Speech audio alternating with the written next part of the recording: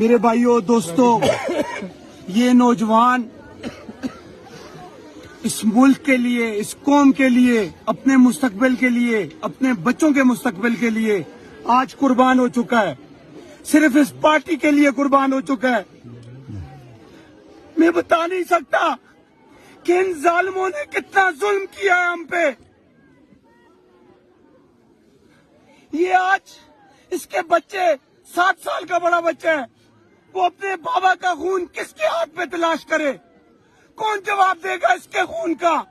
کون حساب دے گا اس کے خون کا؟ کون دیکھے گا اس کے بچوں کو؟ کیا یہ بچے اس ریاست کے بچے نہیں ہیں؟ کیا اس قوم کے بچے نہیں ہیں؟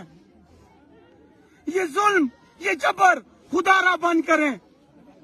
یہ عوام کے حقوق عوام کو دیں۔ عوام روٹی کے لیے ترس رہی ہے۔